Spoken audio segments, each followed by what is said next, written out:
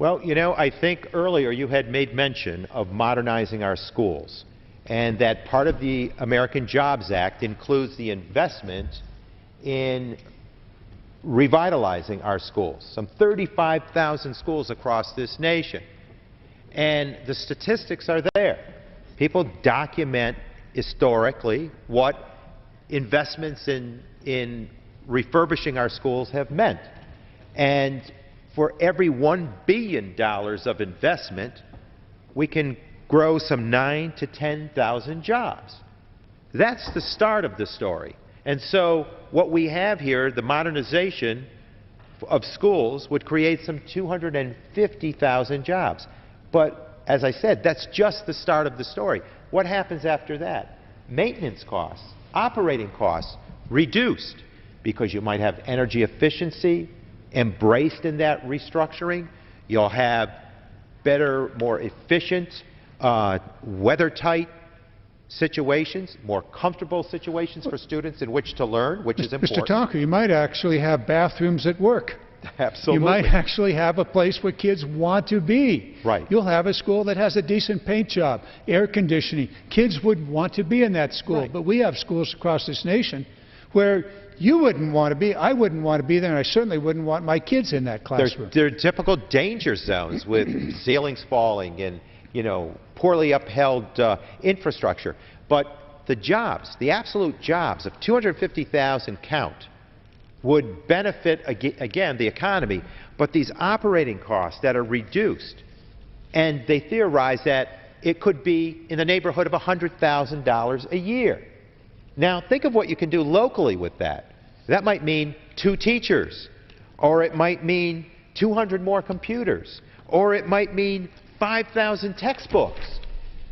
It's a way to invest by balancing those savings with the investment in children and our future and our present, because our children represent our future and our present. It's a respect toward our children.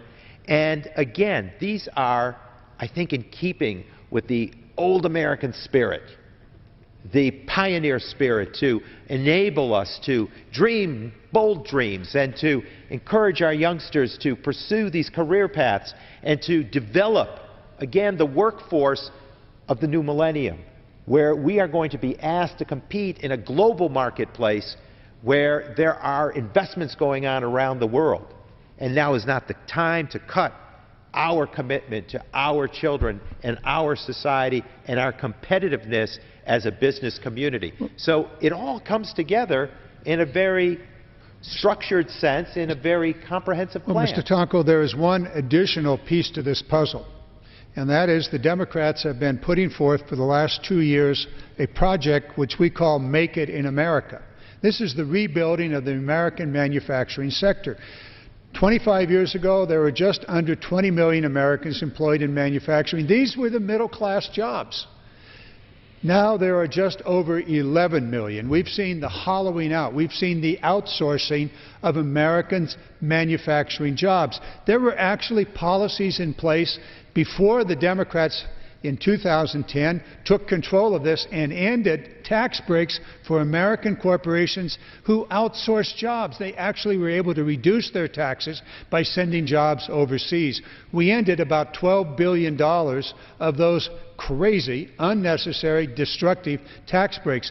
And now the President has suggested that we put in place the remaining $4 billion in those tax breaks, ending rewarding companies for outsourcing jobs, turn it around and reward companies for insourcing, bringing those jobs back home.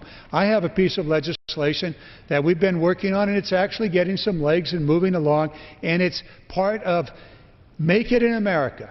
Our tax dollars have been used in the past to buy foreign-made solar systems, wind turbines, trains, buses, light rail vehicles.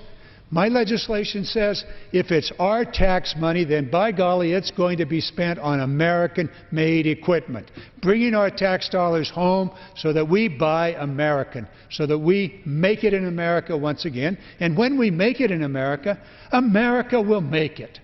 Mr. Tonko, I know that you're also into this with some pieces of legislation that you have. Maybe you want to talk about those. But we can rebuild the American middle class by rebuilding America's manufacturing base. That's where you create wealth. Maybe it's in the food services, maybe it's in the manufacturing of wine, or the manufacturing of food, or automobiles, or light rails, or solar systems. We can do it, but we need to have in place smart government policies. And I beg my Republican colleagues to take a look at this. Don't just assume it's a Democratic idea. Make this an American idea, a Democrat and Republican idea, to change our policies so that we can rebuild the American middle class by making things in America once again. Mr. Tonko. Well,